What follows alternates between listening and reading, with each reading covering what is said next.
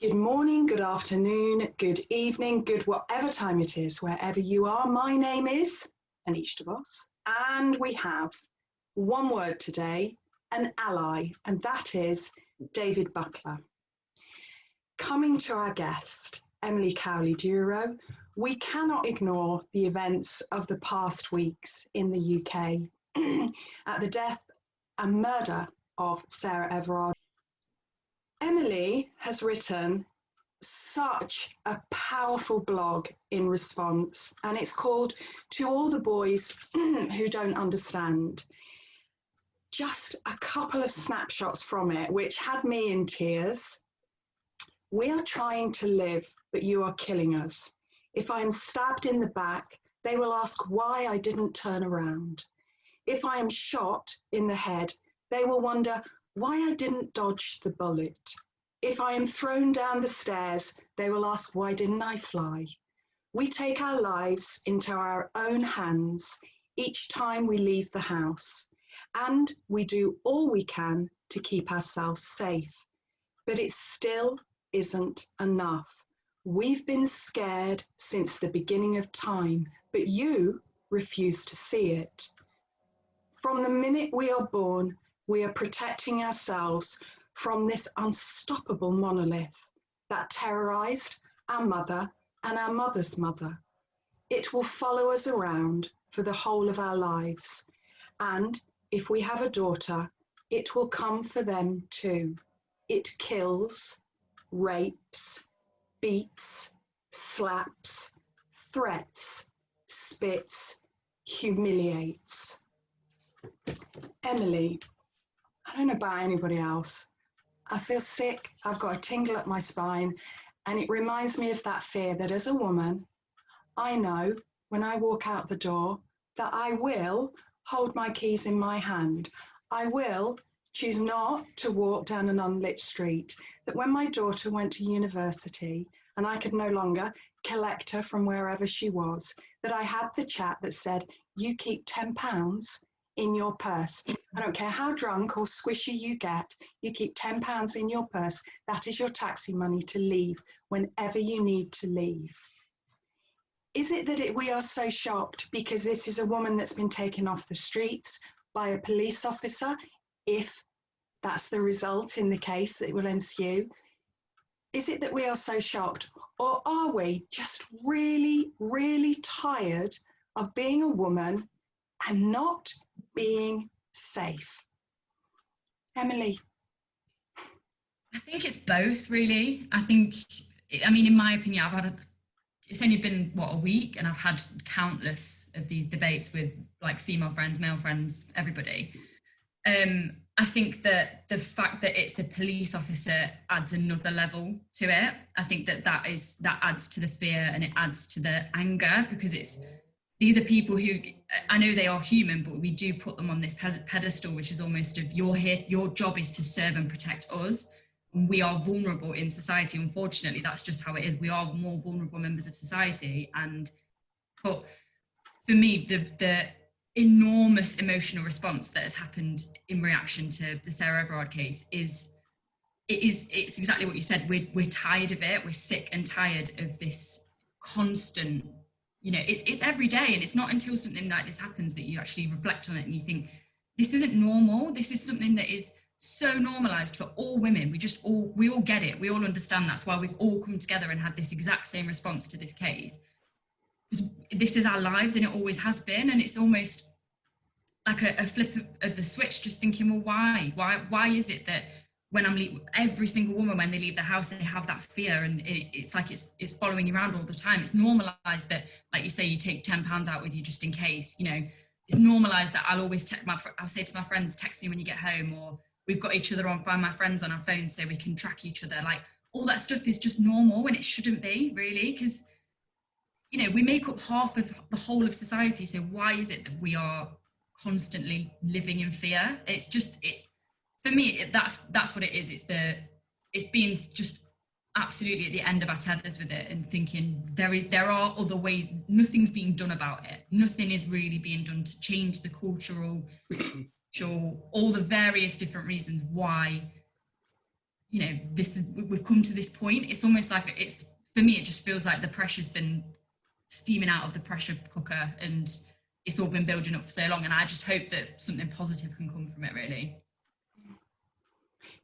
David, I saw you nodding, and I was not my usual facetious self with you today. I was very much that you are an ally.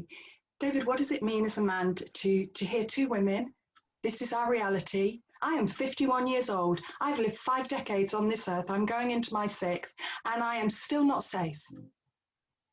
You know, like all of us, with any sort of social conscience, I guess, and with the connections that we have these days, particularly on social media, I have seen the outpourings of, a multitude of feelings, and some of those that stick in my mind, and they come from males, and it's almost a false empathy and sympathy, if you like, and they use words like, you know, abhorrent or disgraceful, when one word will do, really. It's wrong. You know, it's absolutely wrong to have to feel that way and take those precautions. And from someone, I guess, who, well, let's face it, I have very feminist point of views in my writing, in my thinking, and always have had, because of my upbringing, by 2 very strong women, my mother and my sister. I was protected by them. So I'm not excusing men, I'm not excusing me. I have a particular view, and it is one of how wrong this is, and the outrage I feel.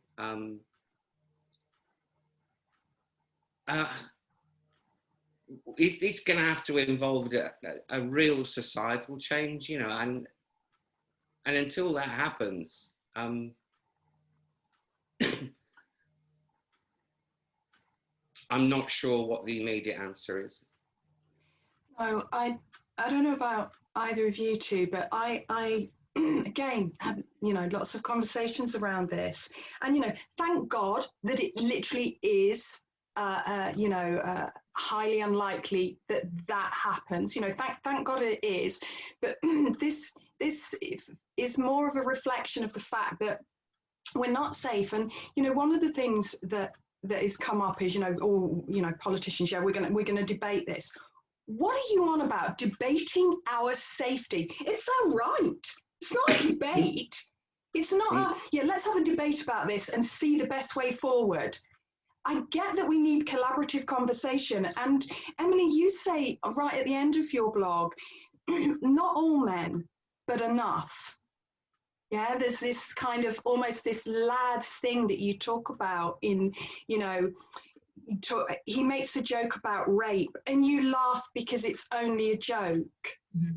And we're not in this conversation denying any experience of men in what goes on in their life. We're talking about women, because we've seen scenes, haven't we, that the police walk alongside football fans.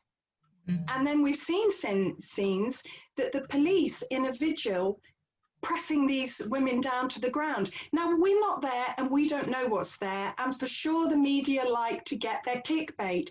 But the fact is, that at a vigil, that some of the main scenes are women being shoved to the ground by police officers. Mm-hmm. And it's almost, I think, just like, it's so insane to me that is their reaction. You know, it's obviously, nobody is suggesting that all police officers are evil or all police officers, you know, or all men in general, anything like that. But in this particular case, it is, you know, it's a police officer and it's a woman. And then the reaction to that is you've got women at a vigil peacefully, you know, not even necessarily, I wouldn't even say they're protesting. I would say it was more of a peaceful paying respect to this woman who has been murdered. And it just so happens that woman has been murdered by a police officer. And then the reaction that we have is police officers assaulting women. And it's like, you know, that's literally you're just demonstrating our point, essentially, is that, you know, we are members of society that are seen as, you know, weaker, we're vulnerable, we're even, you know, even so far as like the socialization behind it of being overreacting. Like, I don't know about you, Aneesh, but I know that I've had a lot of experiences way before this has happened, where I've been speaking to male friends and tried to kind of talk about what my experience is like living as a woman, just living my life. And, you know, their reaction is always, well, it can't be that bad, or I'm sure you're overthinking it. I'm sure you're overreacting in some sense. And I think that it all, like I know, David, you were saying about, you know, it's not an immediate fix. I don't think it is an immediate fix. I think it's something that has to come in, you know, from a really young age. It all starts with the socialization of young boys and young girls, and to try and stop this viewpoint that we are sort of lesser members of society almost, because it all links in together. And that's why I put in the blog post about like the link between this laddie culture and the making jokes and all that kind of stuff. It's like the men that I've spoken to don't seem to see is the link between some, like, this disgusting, horrible thing that's happened to Sarah Everard and their friends making these kind of jokes, because that's where it starts. You know, if a man is having these kind of horrible, I don't know, if he is that kind of man that is going to rape or murder, it's only going to support and back up his thoughts if he's living in this society where women are treated this way, just in everyday life. And I don't know, I think it's interesting when we talk about these things, we talk about like women being raped, women being assaulted, women being murdered, but it's also, I have a right to live comfortably. I don't want to feel uncomfortable. And I think that's something that we all just screaming from the top of our lungs, because it's not, I don't just want to walk outside and not get murdered. I want to walk outside, I want to be in the pub and not feel uncomfortable as well. So I think that's a side to it that some people aren't really getting, and it is mostly men that I would say don't really get that, because they don't live it every day. No, and it's hard to imagine something if you don't live it every day, isn't it? And it's you know, you can never stand in somebody's shoes, but you can observe. And if we haven't got the respect, I'm not going to even say the right, if we haven't got the respect from people that we can say, do you know what, actually I feel really uncomfortable about that. You know, I grew up in the 80s where it was, you know, when I was out and about, where it was very much that even this, and I'm going to call it a trauma bond, I'm going to call it a societal trauma bond, that somehow we are bonded in this trauma, that it does almost become normal. And so it's okay for me to touch your butt if I want to, because I'm a man. Well, I'm sorry, but you seem to have a pint over your head from that. I'm that woman that's done it, because you know what? It's not okay. It's my butt. And I have every choice who can touch it. And equally, in the 80s, there was very much a thing of, you're only allowed to sleep with a certain amount of men, otherwise you're a slag. And there became, and I'm going to say this, there became also a competitiveness within women of, well, I won't say that I have, because that became, how do you get that attachment? How do you get that respect? Well, I'll say that I haven't slept with that many women or men, or I will say that I've slept, you know, that woman has, she's done that. And in the 80s, this was very much a thing. And I was reading through social media, and apparently this is still a thing, that you are meant to say a certain amount. Apparently it's meant to be 10. Somebody once told me 10 is the right answer. My daughter, when she was about 6, 7, we were having a bath, and she was expecting a new little sibling, and her dad and his partner had read some book about, you know, how babies are made, and as only a small child can say, she's talking about it, and she looked at me, she says, "Mummy, how many men have you sexed?" Like I'm a gerbil. And I went, oh, why did nobody warn me they were going to read that book with her? So I said, oh, that's an interesting question. Not sure that you should that's a question for me. Oh, but that's okay because you're that sort of mummy. So I'm like, all right, I'm not sure if that's good or bad. And do you know what my answer was? And this was one of the most liberating moments that I had as a woman. As many as I've chosen to, darling. Oh, she said, okay. But the fact is that I grew up as a teenager in a world that said if a woman had sex with a man and, she didn't marry him, have children with him, etc., was a slag. I take huge offence at that word at the best of times. But I don't think we're any further on.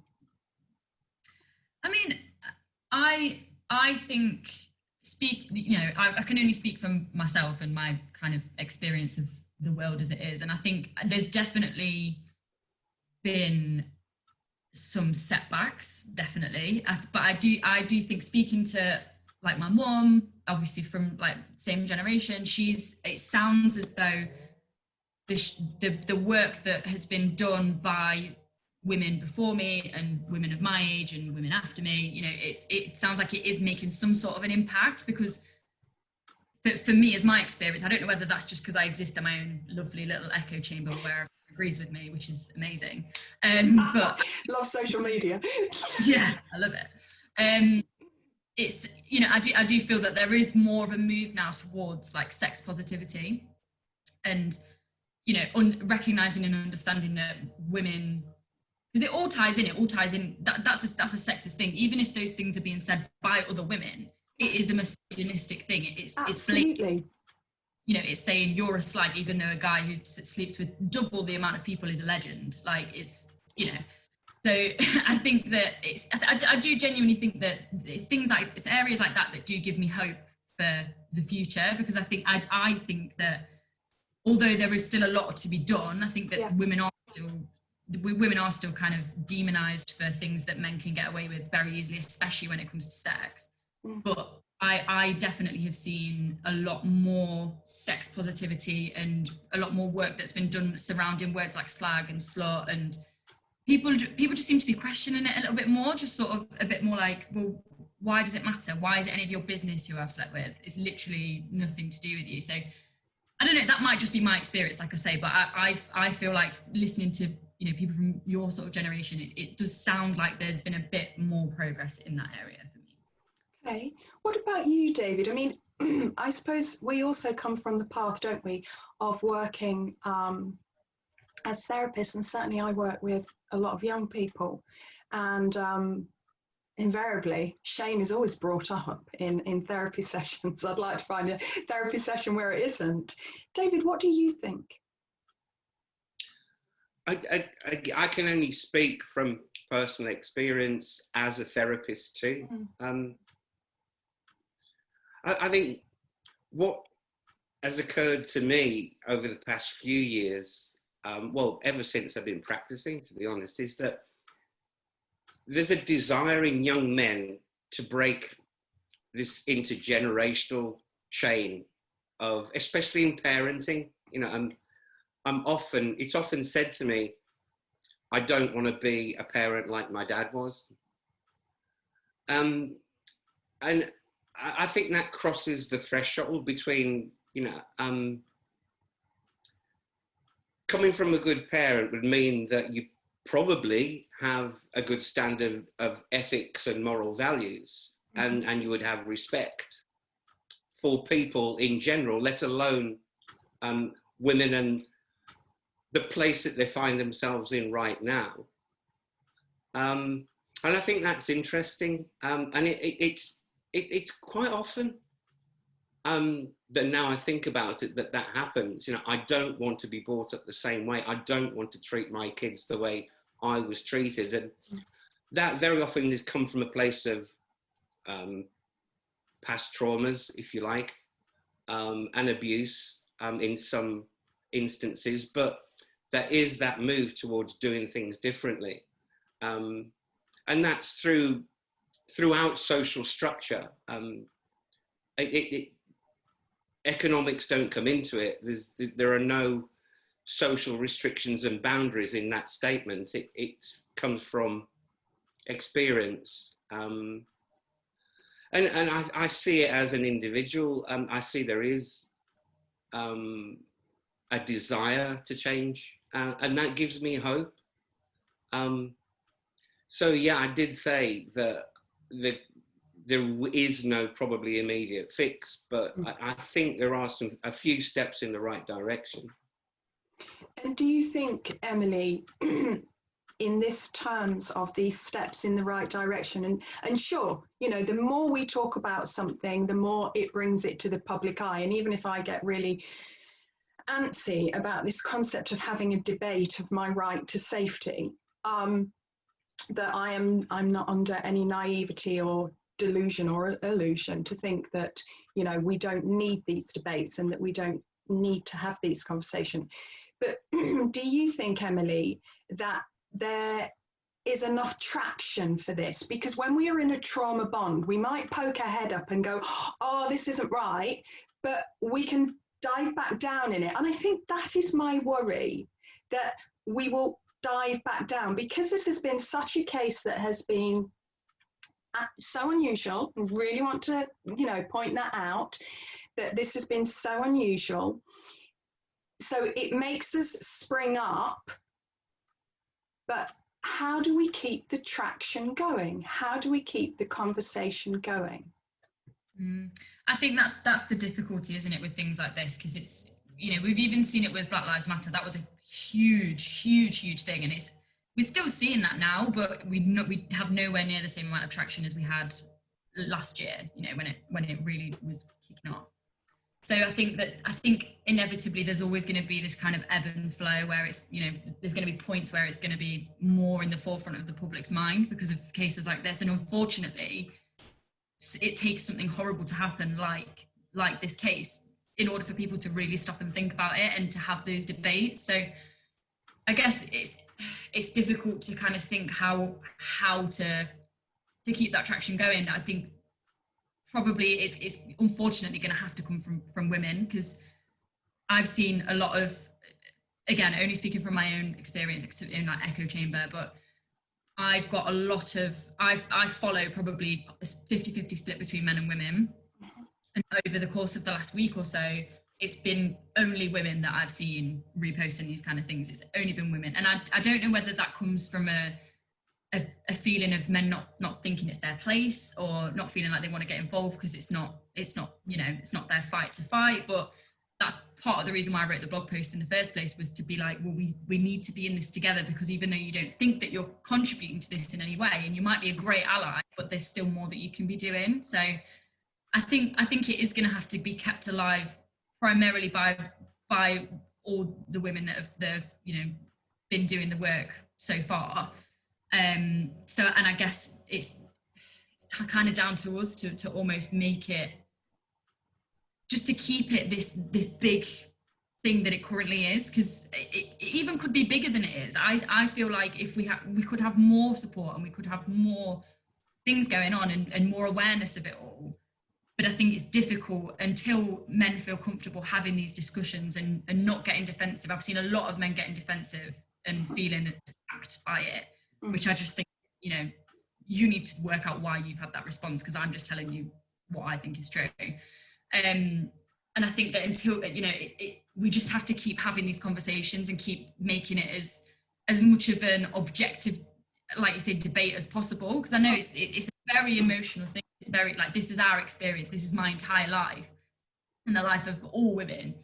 But it's hard. Like what I personally have to keep reminding myself is, if I just shout and shout and shout, that's not gonna get me anywhere. It has to be like a measured, structured conversation to help everybody to understand what we are actually trying to say. Because like we said earlier, you know, unless you've actually walked in our shoes, you can't fully understand how big of a deal it is. So I think it's very possible. I'm very hopeful that we can keep up this momentum, but it is going to take, I think it's going to take a lot of hard work and a lot of those tricky conversations that no one really enjoys.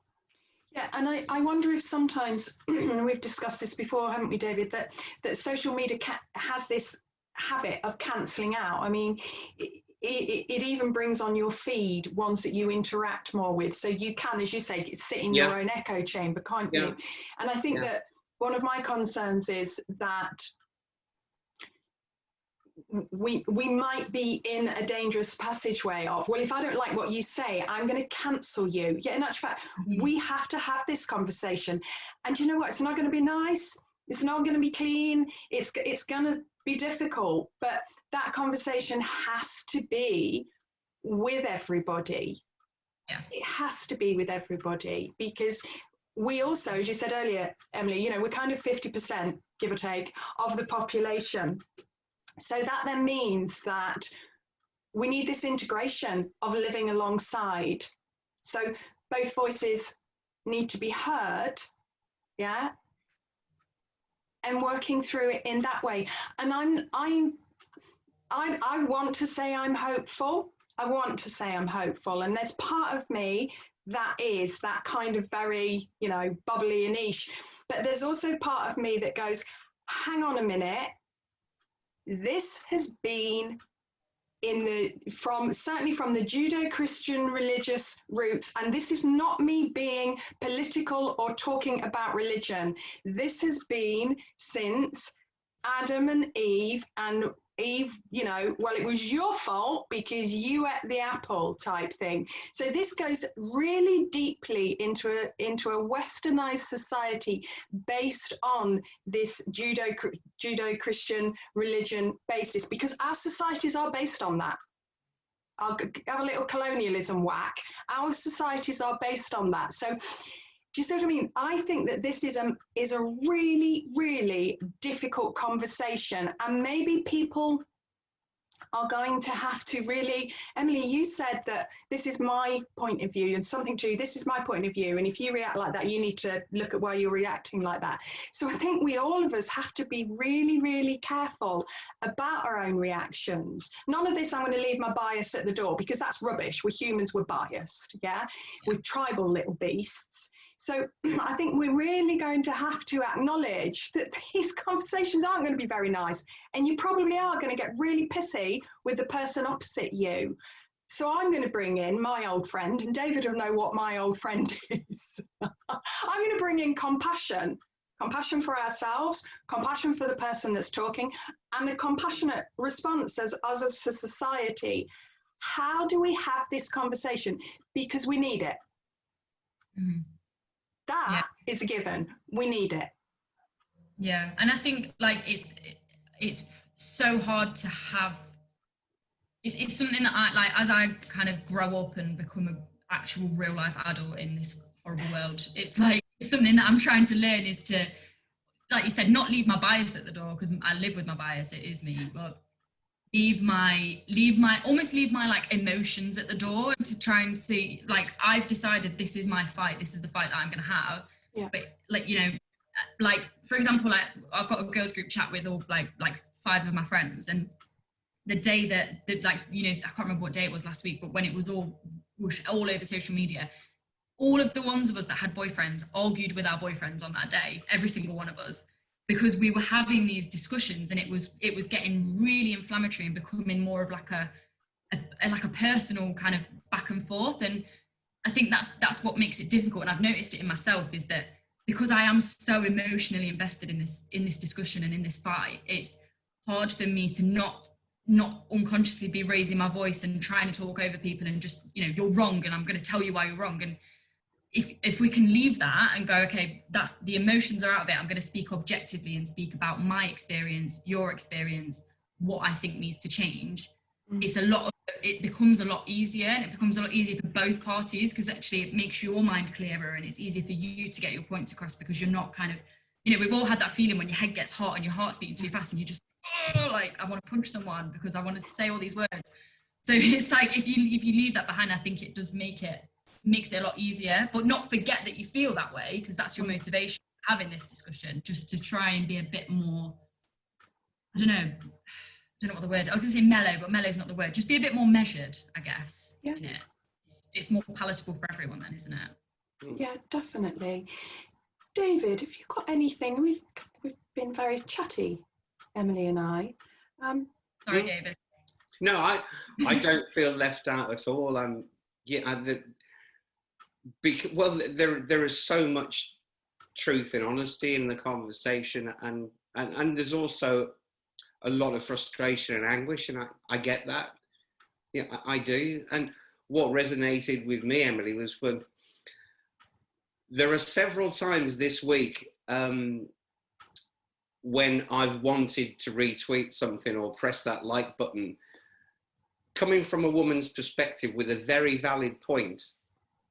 And I caught myself hesitating. I thought, do they really want my input? And at the end, I thought, yes, they do. And if they don't, they'll tell me why. So I've pressed the button.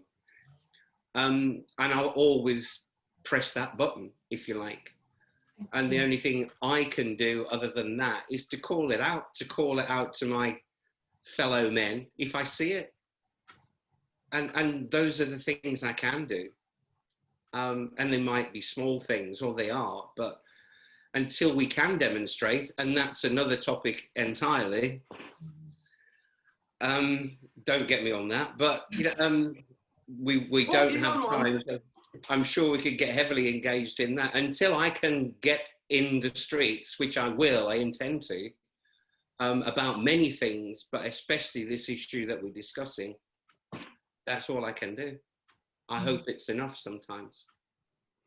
Yeah, and I think that's really important. Like to just go, because I do understand. I can understand that from a like a compassionate point of view. That it's like when it comes back to like Black Lives Matter, for example.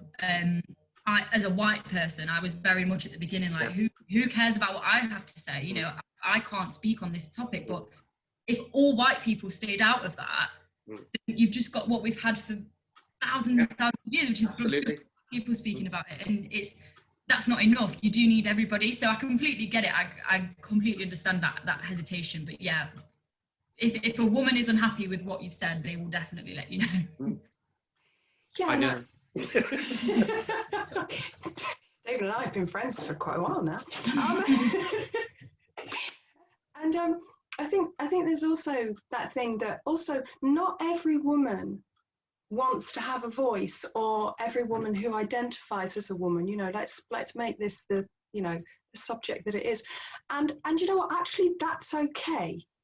That's okay. And some might be doing it, might not be saying, or might be defending because of the situation that they find themselves in. So again, let's not cancel women who aren't in our echo chamber, yeah? Mm-hmm. Because everybody has got to find their way to live in this world. Because when you are ostracized, I'm not going to call myself an opinionated woman. I'm not an opinionated woman. I am a woman that has an opinion.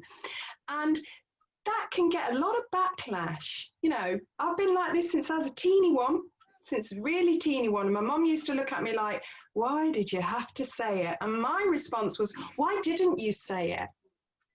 Well, I know why my mum didn't say it, because my mum was downtrodden. She was an example of a very misogynist world that she lived in. And see, I knew I'd get tearful. So let's not blame other women if they haven't found their voice, or if they are too shy to find their voice, or all of those things. Let's not fight in the camp. Let's look at this, and it's not two camps. It has to be one camp, because we have to find a way to live together. It is not working.